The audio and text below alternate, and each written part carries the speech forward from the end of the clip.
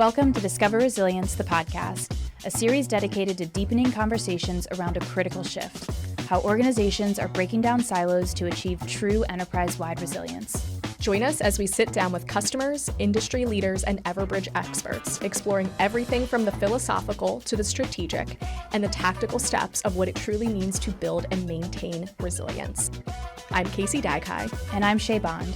We're your hosts, and with a combined 30 years of experience in the resilience space, we've seen firsthand what works and what doesn't when it comes to resilience, and we're excited to bring those conversations to you.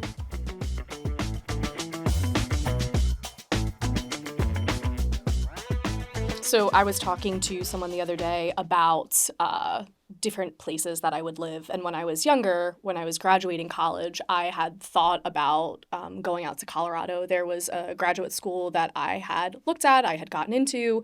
And so my dad and I had flew out. We were looking at places in Boulder, and we were just talking about, what are some destinations that you would live if you had the freedom to just like pick up and go. And I have a few that are top of mind for me. It's not, not just one place, but they all kind of offer something a little bit different. But I think first and foremost, I'd love to have like a penthouse in New York. Yeah. You're a city girl. I love the city. And it's really cute because my daughter, I have taken her to New York a couple times and she loves it. And so I'd love a place in New York. I love the energy. I love the people watching. I love the food. So, and I never got to kind of live in the city before. I always lived kind of right outside of the city, but getting to be in the middle of that, I'd love a place in New York. Other place, Charleston. I think I could retire there. I think that I could like end my days. I love Charleston. The seafood, oysters. I mean, the architecture too. I love the architecture and the history, and that you're so close to the beach, so you can kind of do, best of both worlds there. But love Charleston. Also love Montana. I've only been once, but it was, some of the most overwhelming, kind of mountains and nature that I had seen. So definitely Montana, and then just any place in Italy, really. I don't really care because I can kind of go place to place through the train, but, I feel like I'm meant to be there. Yeah. I think I'm meant to be there. I feel very similarly about the south of France, except I've never been to the south of France, so that's just on vibes. That's just vibes alone. Just vibes alone. I really want to go. That's one of my next big trips that I'd really like to take, is to go explore the south of France, but that's just one of those things that is kind of calling to me. Yeah. Yeah. And then I think I would do, I don't know exactly where, but somewhere in California. Okay. Have you spent time in California? I've been in a couple of cities in California. I was recently in the Napa area. That was really cool. I've been to San Diego area a handful of times. But I just really love the weather. And the weather is fantastic. Yeah. I could definitely see you in Carmel. It's kind of a little bit bohemian, close enough to San Francisco. Marin. Yeah. I love that I'm just naming a bunch of really expensive places too. Well, this is a fantasy that we are exploring right here. Right, exactly. Yeah. But yeah, I like the diversity of all of those places. But I also have come to terms with I really like the Northeast. Yeah. I think I kind of rejected that for a very long time of here I am outside of Philly or whatever, but I've really come around to it to be all right, I live in a cool town, close enough to the city, easy access to New York and other places. But, if anybody, Jim, you have a house in Italy. Yeah? I do. So why didn't we get an invite? The invite is always out there and open for you heard it here, folks. Next episode of the pod will go remote at Jim's house in Italy. But in an ideal world, maybe you have a place in the south of France, I have a place in Italy. It's just, we all kind of just go about. I like this plan. Yeah. It's a great plan. Yeah. We didn't say somewhere tropical, which I do feel we need something closer to the equator. Okay. Do you have thoughts or? I'm open to suggestions. I hear the Caymans are really nice. I had friends that lived there for a bit. I've been to Hawaii a couple of times. Pretty legit, pretty good spot. But I feel like that's a place I'd rather just kind of go and then come back from. So, Yeah.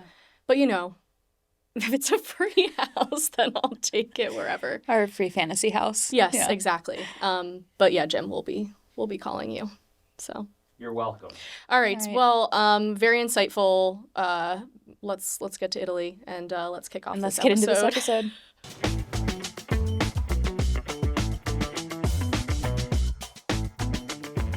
Today's guest is a true resilience expert, both professionally and in practice. She's Everbridge's VP of Product Marketing and Strategic Accounts, and honestly, the Swiss Army knife of the resilience world. True.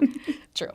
Steph has done it all, from practitioner to product influencer to customer advocate. She's seen every side of the resilience space and somehow still brings fresh energy and insight to literally everything that she touches. She's a proud mom of 3 who somehow finds the time to support her family, her friends, and her community with the same heart and passion she brings to her work. She's one of the most wonderfully resilient people we know. Please welcome Stephanie Marjoram. Thank you, ladies. Steph, we're so happy to have you here. So excited. I'm excited as well. So as we kind of mentioned to you, we like to get these episodes started with something fun, just loosens up the conversation for us. I'm very worried. No, don't be. Oh, I was going to say she should be. Yeah. If she knows us at all, which she does. So her gut instinct was correct. It's an easy one. This is going to be super fun and Okay. easy. So we're going to play Shipwrecked. So this is your opportunity to tell us your top picks of Okay. what you would bring on an island if you were deserted there. Book, what would you choose? The Nightingale. The Nightingale. Okay. love it. Seems like a good one. Kristen Movie. Hanna. Pride and Prejudice. It's has my heart Classic. every time. So good. I can watch it 20 times. 100%. Okay, well, next hangout night. Pride and Prejudice. Yes. Perfect. Your favorite album? I just came from Mumford and Sons, so I would probably say that. It's just folky and calming Yeah. and great. Yes, absolutely. Food. That's a hard one because it's a toss-up. I'm a junk food fan, so it's a desert island, though, so what's going to stick there and be good? worry Maybe about just the classic logistics. Doritos, but pizza, fries, ice cream, I don't. I feel like it Discriminate. should be a food category. It Yeah. shouldn't be a specific food. Yeah. No, I mean, you couldn't stick with a single food. No. Cheese. Jeez. I mean, I love that. Yes. Sign us up. I'm actually on board with that. Candy. my new kick lately is salted caramel chocolates. They're amazing. Yeah. I To mean, die for. Not much to go wrong. Dark chocolate? Milk chocolate. No, she's a milk chocolate Yeah. person. That's where we differ. It's okay. We love you still. Drink. Vodka, okay to say. Obviously. Tea, Yeah. maybe a nice Tea, tea. a nice tea. Okay. Technology.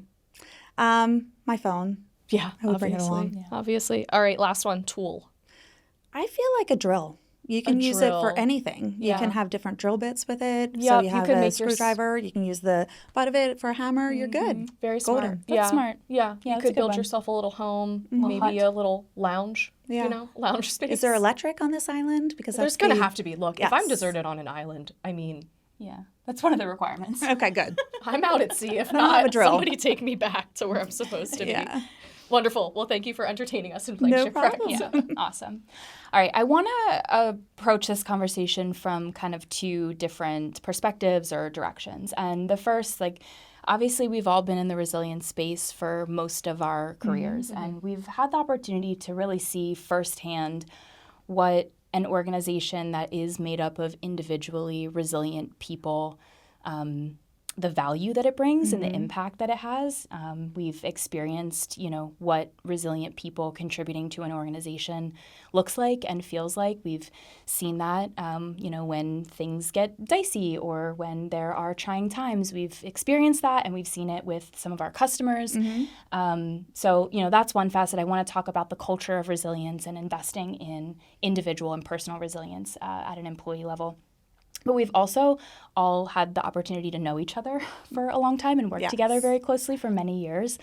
And this topic is really important to each of us individually because we've all been resilient at one point or another in our lives. We all have had our own resilience journeys and have had our own independent resilience stories. And even over the last few years, we've had the opportunity to support one another through some trying Big times changes. and big changes. So we could just as easily be having this conversation over a glass of wine. Yes. And Jim said that we couldn't do that, though. Oh. And Wow, Jim. Next time. No fun. Harsh our vibe. No fun, Jim. Really excited. It was just a really natural conversation for us to have with you. So let's start with, everyone obviously has their own perspective on what resilience is. If you were explaining it to the kids, like, how would you articulate what resilience is? The easiest way is really just the ability to bounce back. And bounce back better is always the tagline, because you have to think about what happened and really have the perspective of what you would do different. If you keep falling down and thinking that there's going to be a different result of having that same activity, things need to change. So how do you avoid falling down? And just making sure that you also pick yourself up each time is also the key to resilience. Yeah. Do you have a story you'd be willing to share? It can be personal or professional, where your resilience was tested, or any learnings that you had from that experience? Yeah, I have many to go again, Swiss Army knife. But if I look at my personal life, I would say more recently was first day of school. Those are always challenging for the 3 kids, especially the 9-year-old. You have everything planned. You have everything on point and practice and packed and ready to go. And really, this year we had the outfit, tried it on 3 times, and my daughter came with tears in her eyes on the first day of school that the outfit just didn't work. It wasn't comfortable. It's always itchy for my daughter. Yeah. Is that a thing It for is. your What's going on with girls? the clothes? Why are all of them itchy? Every single piece of clothing it's itchy. I can't wear this. But it fits fine at the store, and everything is great at the store. So I kind of looked at her, tears in her eyes, and in my head I was like, we practiced, we were prepared, we knew what we were doing. And really I looked at her and I said, does that matter? The end goal was to get her to school and to really reflect on what her emotions were and why she was emotional. It was the first day. She didn't know if her friends were on the bus. She didn't know the new teacher. So really the goal was, put on any clothes that you want to. Let's just get to that goal of getting you on the bus and getting you to school. Yeah. So I think there's like that aspect of really just trying to think outside of just yourself and really put that perspective on others. From a professional, I would say, we were just talking about this earlier, thinking about times when I was challenged by some of my former leaders. And it was in a way that, looking back now, it was to make me stronger and better. They would stop me mid-sentence potentially, or they would have me redo the same activity over and over. And I thought it was just to be trying at times, but it was really that they saw something in me that they were trying to get out, and they were trying to continue to build the confidence that you needed in the job function, which I can appreciate. Yeah. There was this clip, I think I shared this with you. It was the Dr. Becky clip. So Dr. Becky, she's the CEO and founder of, I think, Good Inside. Yes. And I don't know all of the context, but she was teaching this course, and they're talking about what resilience feels like. And so someone makes the commentary, and this student is like, resilience is touted as being this big positive. Like, oh, it's so great. Resilience is really positive. But when you're in it, it feels really messy. Like, it's this very messy feeling. And so Dr. Becky starts translating that to what she calls the learning space. And so she draws on the board, and it's like, not knowing is one dot and knowing is another dot. And instead of being a linear connection between the two, it's this very up, down, roundabout, connection point. And she calls that the learning space. And her point is that resilience is not about how quickly you get from not knowing to knowing. That's not resilience. Resilience is how long you can endure being in the space in between, because the number one emotion or feeling that's associated with that learning space is frustration. It's uncomfortable to be in that space. And so I think that it's just really interesting to me because, resilience is often touted as this badge of honor. It's this thing that's like, wow, that person's so resilient, or had this great resilient experience. And while that's true, you have to also recognize that that person had to deal with or go through some really uncomfortable things. Yes. It felt very messy. And so, resilient people really had to get comfortable with being uncomfortable. Yeah, I agree. People look at the outcome or the output of, oh, this resilient person, but, kind of to your point, in that learning space, right, there's a lot of tension and it's hard. And, like my philosophy on resilience, or the way that I look at it, I love making comparisons, right? Just me and my simple brain over here. But the way that I look at resilience is I think about it as a muscle. Like I think about it as almost this living thing, or this thing that we're constantly trying to improve, or when you're in the middle of it, right, in that space where it's frustrating or it's tense, you're literally breaking that muscle. Like you're kind of, trying to strengthen it, you're trying to learn, you're trying to get to the next thing.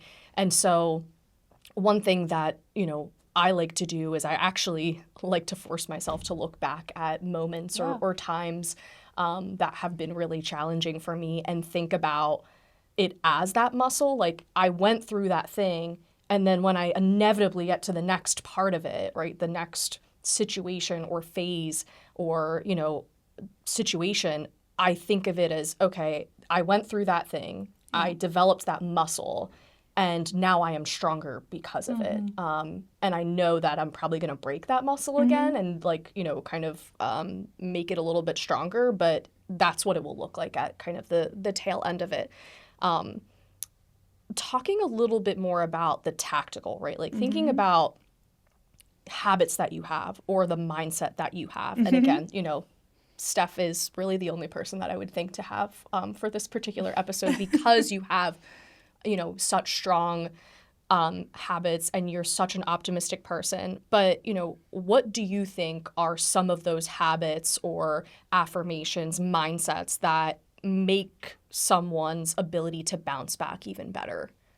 I think a lot of it is you have to be agile because I always think worst case scenario. I think that I can plan everything out. I try to be as methodical as I can, but you have to be agile because no matter how much you plan, there's always going to have to be a pivot point. Yeah. And you sometimes have to look outside of yourself at what the situation is and like in my daughter's situation, what her emotions were, and to try to account for that as you're making some of the decisions.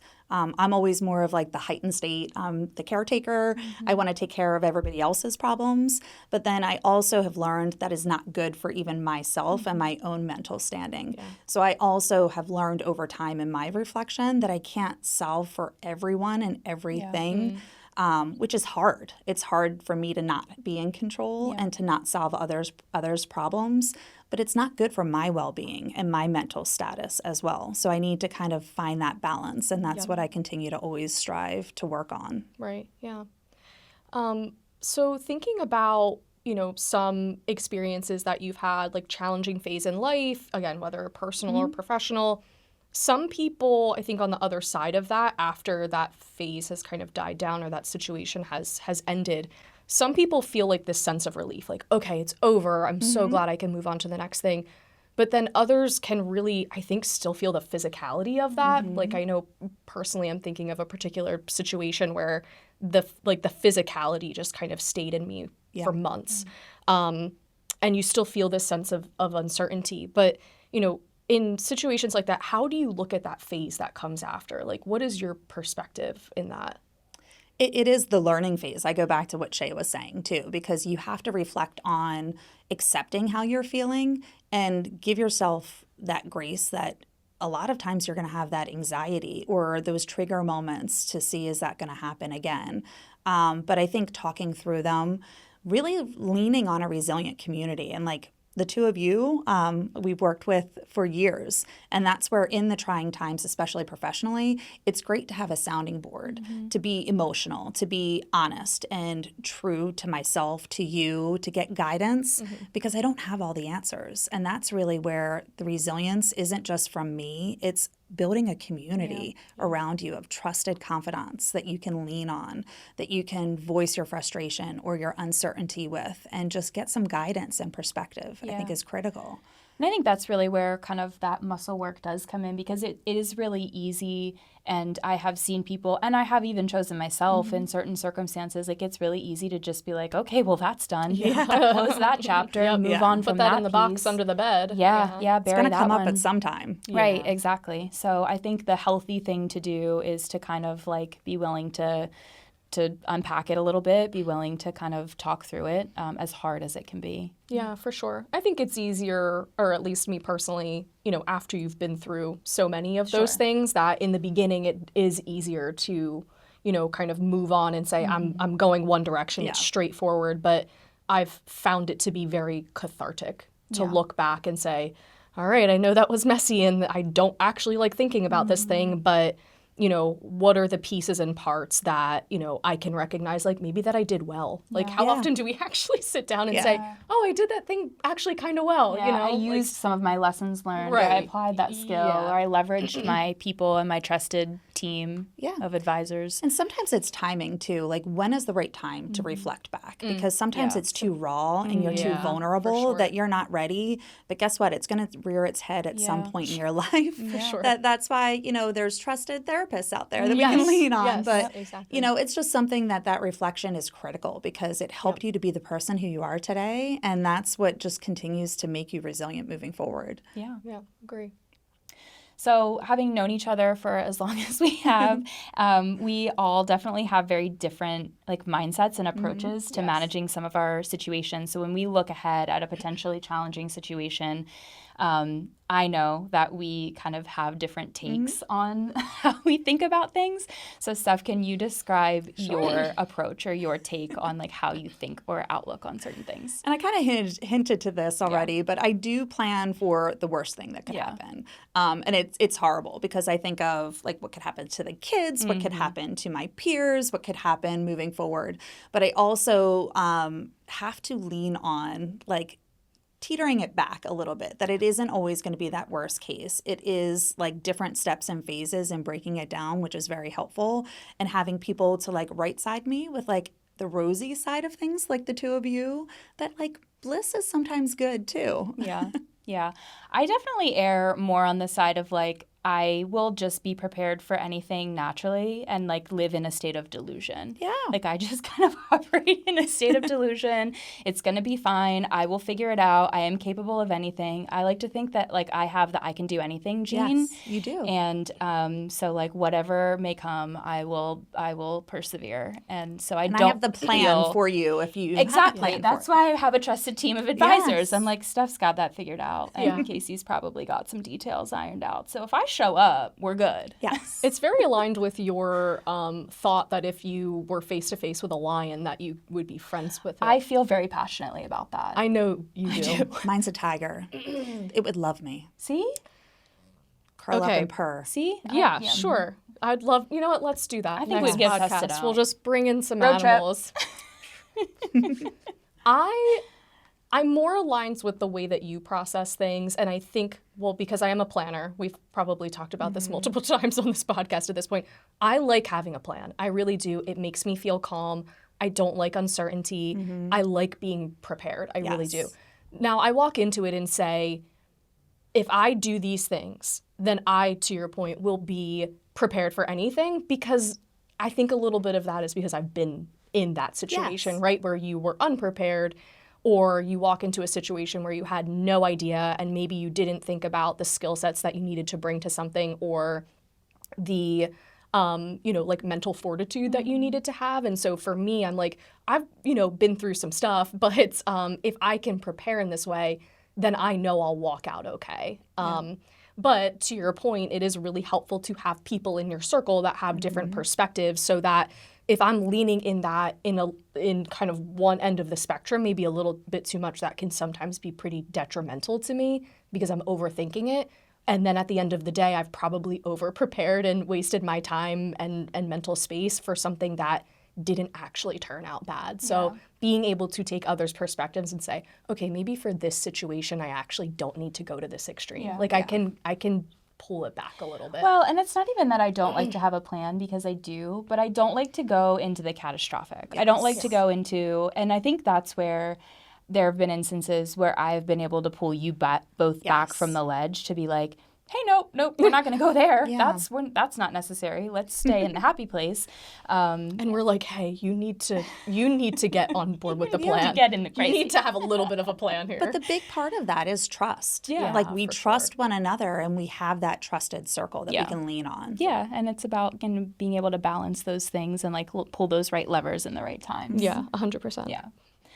All right, so let's talk a little bit about how we can apply this to organization. So how can a culture of resilience be applied to an organization? So what does it look like to have a company culture, fostering that in an organization? How does that help to have both a how does that help both in personal and in business? Like, what does that look like from your perspective? From my perspective, I think it is having like an open and honest conversation with your employees, providing them resources that help address the needs of where they are, which we're thankfully in that type of an organization.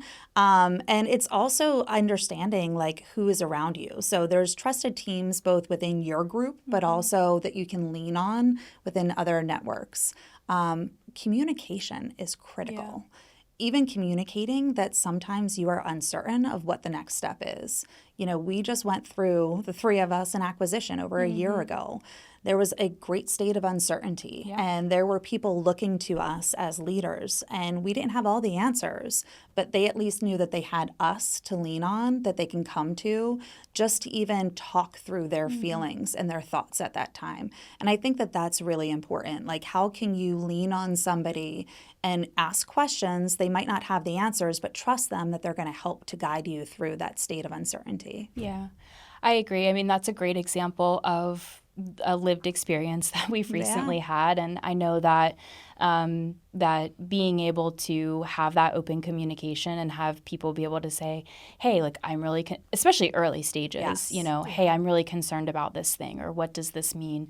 You know, and being able to be reassuring during that time. And that came from establishing that culture of trust and communication. Another thing that, you know, comes to mind for me is like investing in and encouraging people to take care of themselves. And that's something that we've done really well through, you know, different like apps or different programs, you know, encouraging people to take time and space.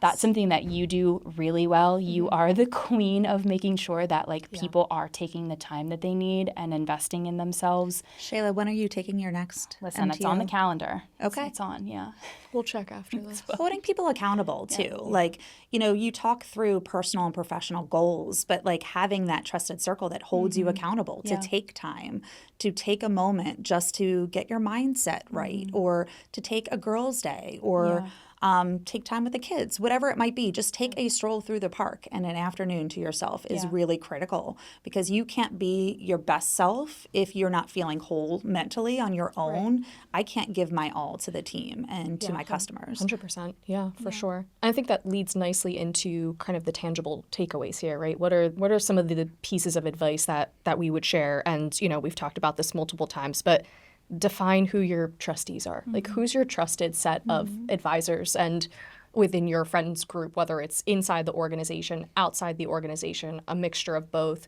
and understand what those skill sets are of each of those people. You know, like, I think about my crew or my people that I go to, and I know, hey, if I go to this person, like, they're going to give me feedback in this way, or they're going to look at something in this perspective, and I go to this person because I need comfort and I need a hug and I need, you know, this. And having that holistic, like, you know, board, if you will, like, of who your support system is, really, really critical during times of resilience. The second one was taking a look back and reflecting on how you were resilient. And again, I don't think that people maybe naturally think this way, because if you have been through something challenging, if you've been through something significant, I think most people are like, I'm running in the opposite direction of that and I'm moving on. But taking a moment to look back and say, how did I build that muscle? It broke a few times, you know, but I'm stronger on the other side. And thinking about the things that you did right? Like, what did I do that I can feel actually pretty proud of, and know that the next time I go to do this, I can remind myself I went through that. Maybe I picked up some new skill sets along the way. I picked up a new mindset shift to help me be like more prepared in the future. And then the third one, which we just talked about as well, is for those in an organization, seek what those resources are and support. I mean, we're really lucky within Everbridge to have so many tools that we have access to, people, groups, ERGs, you name it. And if your organization doesn't have that, go build something, right? Like, go be the champion and the advocate to start something new at your organization if there's a gap in terms of how employees are being supported and, you know, things like that. So, yeah. Yep. Good tangible takeaways. All right, that's a wrap on this episode of Discover Resilience, the podcast. Steph, thank you so much for sharing your Thank you, perspectives. ladies. We appreciate you. Catch more episodes wherever you stream your podcasts. And for the full picture on how to stay ahead, head to everbridge.com. Thanks for tuning in. And until next time, stay resilient.